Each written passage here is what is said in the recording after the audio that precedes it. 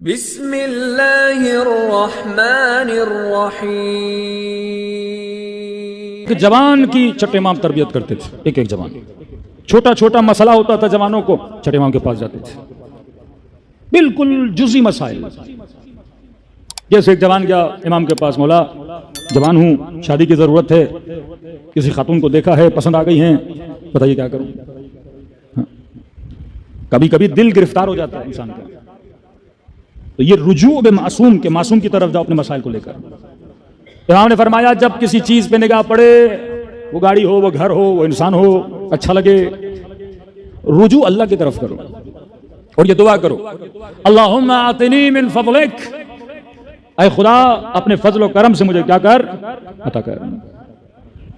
کئی لوگوں کو آج کے زمانے میں مسائل ہوتے ہیں تو ہم کہتے ہیں بھائی مسئلہ حل ہو جائے گا۔ حضرت موسیٰ کے لیے اللہ نے سمندر کو زمین میں بدل دیا، ابراہیم کے لیے آگ کو گولوں میں، پرانی باتیں ہیں۔ تو ہم نے کہا جو خدا 10,000 سال پہلے تھا وہ خدا آج ہی ہے، خدا نہیں بدلا، خدا وہی ہے، نہ خدا کا پاور کم ہوا ہے، نہ انرجی کم ہوئی ہے۔ وہ خدا جو ملین سال پہلے کام کر سکتا ہے وہ آج بھی کر سکتا ہے۔ مسئلہ تمہاری ہمت میں ہے، تمہارا ارادہ ابراہیم جیسا نہیں ہے، تمہارا ارادہ حضرت موسیٰ جیسا نہیں ہے۔ امام نے فرمایا جب بھی کوئی چیز اچھی لگے تو یہ دعا کرو، اللہم آتنی من فضلک، اے خدا مجھے اپنے فضل و کرم سے کیا کر، عطا فرما۔ دوسرا جوان آیا، مولا تنگ دست ہوں، پیسے نہیں ہیں، میں دعا کرتا ہوں تیرے لیے اللہ تجھے کیا بنائے، امیر۔ رجوع معصوم، پورے معاشرے کو ایک رہبر نے اپنے ساتھ کیا کیا ہوا تھا، جڑا ہوا تھا۔ یاد رکھیے جب معاشرے کے لیڈر میں، رہبر میں اور عوام میں فاصلہ آ جاتا ہے، پھر اس فاصلے اور اسپیس کو بھرنے کے لیے کئی ایسی قوتیں، طاقتیں بیچ میں آ جاتی ہیں جو عوام کو لیڈر سے کیا کرتی ہیں، توڑ دیتی ہیں۔ یہ ربط اگر معصوم کے ساتھ نہ رہا، اور معصوم نہیں آپ کا جو بھی لیڈر ہے، اگر لیڈر کے ساتھ آپ کا ربط نہ رہا۔ تہران کی گلیوں میں جب ہم چلتے تھے تو ٹیکسی ڈرائیور، مختلف لوگ رہبر معظم کو برا بھلا کہتے تھے، تو ہم نے دیکھا یہ ربط توڑنے کی کوشش ڈش کے ذریعے سے، میڈیا کے ذریعے سے، نیوز چینل کے ذریعے سے۔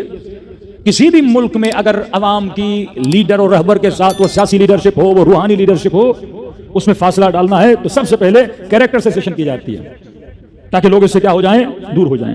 الزامات لگائے جاتے ہیں، تفرقہ پھیلایا جاتا ہے، ان کو پتا ہے اگر عوام لیڈر کے ساتھ رہی تو یہ لیڈر سب سے بڑی طاقت اختیار کر جاتا ہے اور کوئی بھی بہت بڑا چینج معاشرے کے اندر لا سکتا ہے۔ تو امام نے کبھی بھی اپنی شیعوں سے ربط نہیں توڑا کہ مولا تنگ دست ہوں، پریشان ہوں۔ امام فرمایا میں دعا کرتا ہوں۔ امیر المومنین کے پاس جوان آیا، مولا میں آپ کی مدد کرنا چاہتا ہوں۔ کبھی خدا کہتا ہے کہ من انصاری اللہ، کون ہے جو خدا کی مدد کرے؟ یہ نیٹ ورک کا طریقہ دیکھیے، اللہ الصمد، وہ خدا جو غنی مطلق ہے، جسے کسی مدد کی ضرورت ہے ہی نہیں، پھر وہ کہے گا میری مدد کرو۔ امیر المومنین کے پاس مولا میں آپ کی مدد کروں۔ امام فرمایا اعینونی بالورع والزہد، اے جوان اگر علی کی مدد کرنا چاہتے ہو تو زہد اور تقوی کے ذریعے سے علی کی مدد کرو۔ اپنی مدد کرو گے تو اسی مدد میں علی کی مدد ہے۔ اچھا گھر بناؤ گے، اچھا کاروبار کرو گے، یہی امیر المومنین کی مدد ہے۔ ٹائم پہ مسجد میں آؤ گے، گناہ سے بچو گے، یہ علی کی مدد ہے۔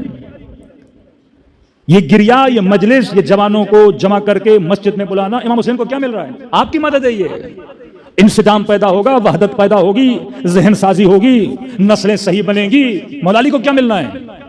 وہ تو اپنی رسالت پوری کر رہے ہیں۔ فرمایا تمہاری نسلوں کو مدد ملے گی۔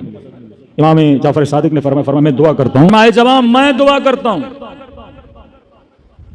تو اللہ پہ بھروسہ کر، ورا اختیار کر، مدد ہو جائے گی۔ کہ تب بس امام کی محفل سے باہر نکلا، گلی سے گزرا تو کیا دیکھا کہ زمین پہ ایک پرس پڑا ہوا تھا۔ پرس اٹھایا، کھولا، دیکھا کہ اس کے اندر 700 درہم پڑے ہوئے ہیں۔ اس نے کہا اتنی جلدی مدد ہو گئی۔ یہاں امام کے پاس گیا اور باہر نکلا اور زمین پہ پرس ملا۔ امام نے ساتھ میں کہا تھا تقوی، ورع، زہد، توکل بر خدا کا پرس اٹھایا۔ اب سوچنے کا کس کا ہے، کیا ہے؟ ایک پائی اس کے جیب میں نہیں، محتاج، غریب۔ انسان کا ایمان یہاں ڈگمگا جاتا ہے، اب کیا کروں؟ تو لاکھ اچھی نصیحتیں خود کو کرتا ہے، اللہ نے دیا ہے، وہ جب جس کو چاہے چھپڑ پھاڑ کے دے، پرس اللہ نہیں بھیجا ہوگا، زمین پہ پڑا ہوا ہے۔ اب یہ سارے وسوسے، یہ ساری چیزیں میرے ذہن میں آ رہی ہیں۔ چلتا جا رہا ہوں، بازار میں پہنچا تو شور مچا ہوا ہے۔ کیا ہوا کیا ہوا؟ کوئی بندہ بے ہوش پڑا ہوا ہے۔ بھائی کیوں بے ہوش ہوا؟ پانی لگا جگہ، کیا ہوا؟ کہ میں تاجر ہوں، مدینے میں تجارت کرنے آیا، پیسہ میرا گر گیا ہے۔ بڑی رقم ہے، 700 دینار تھے۔ تو اس جوان آگے بڑھا، کتنے تھے پیسے؟ کا 700۔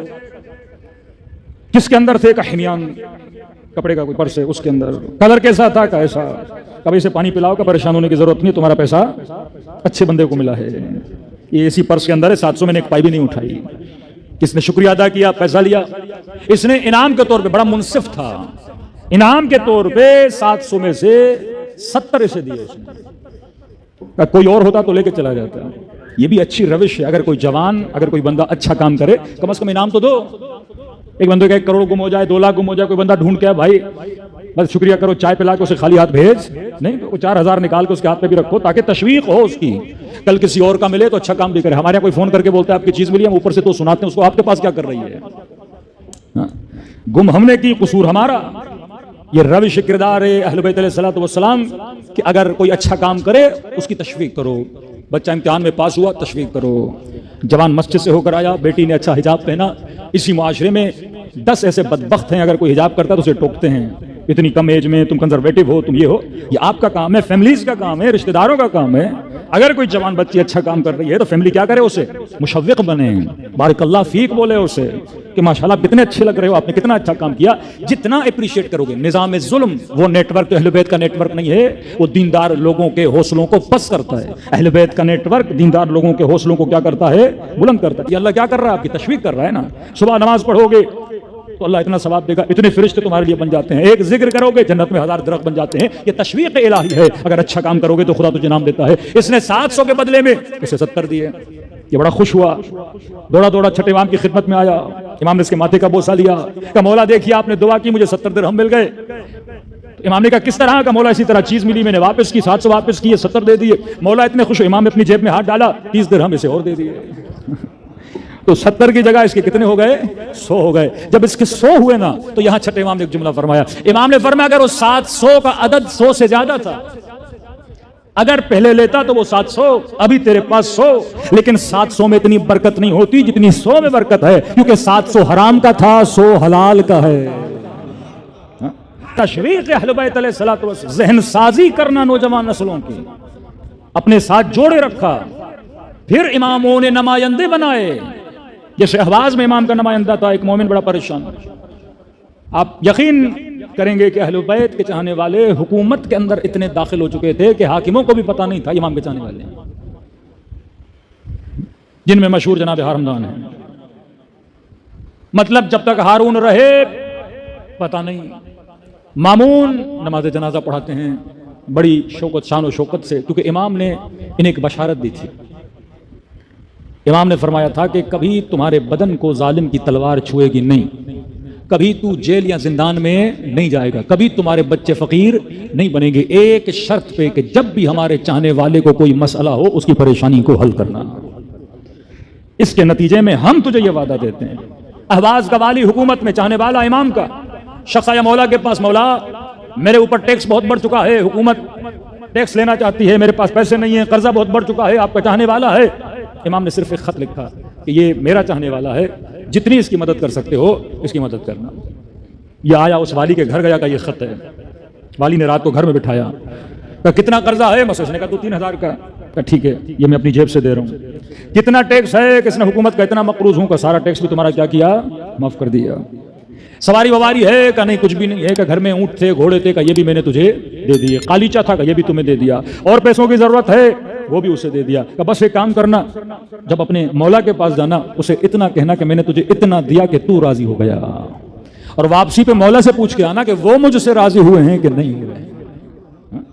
یہ وہ نظام اہل بیت علیہ الصلوۃ والسلام، اس طرح سے وہ کلا بنائے، لوگوں کو بھیجتے تھے، شیعوں کے مسائل کو کیا کرتے تھے، حل کرتے تھے۔ ایک ایسا ہمارے استاد قرآن کی آیت پڑھتے تھے، ایاک نعبد وایاک نستعین اہدنا الصراط المستقیم صراط الذین انعمت علیہم۔ اے خدا مجھے ہدایت دے اور مجھے اس راستے پہ چلا جس راستے پہ تو نے اپنی نعمتوں کو نازل کیا۔ تو کہتے ہیں اگر فزیکل دنیا میں یہ راستہ ڈھونڈنا چاہیں کہ کوئی ایسا راستہ دنیا والے ہمیں بتائیں جہاں پہ نعمت ہی نعمت ہو، کہ پوری دنیا گھوم لو، ویسٹ گھوم لو، ایسٹ گھوم لو، یورپ گھوم لو، پوری دنیا 2 کلومیٹر کا راستہ بھی نہیں دکھا سکتی جس پہ نعمت ہی نعمت ہو، لیکن آ جاؤ مکتب اہل بیت میں 70 کلومیٹر کا راستہ ہے جس کے ہر میٹر پہ نعمت ہی نعمت ہے۔ کوئی دنیا کا ایسا راستہ نہیں، کھانا فری، پانی فری، ہر چیز آپ کو فری ملتی ہے 40 میں. کہاں دنیا میں اتنی سخاوت، اتنا ایثار ملتا ہے؟ یہ نتیجہ ہے امام حسین کے ذکر کا، اس نیٹ ورک کا، کہ یہاں مؤلفۃ القلوب ہے. اہل بیت نے آپ کے دلوں کو کیا کر دیا ہے؟ آپس میں جوڑ دیا ہے. اب اتنا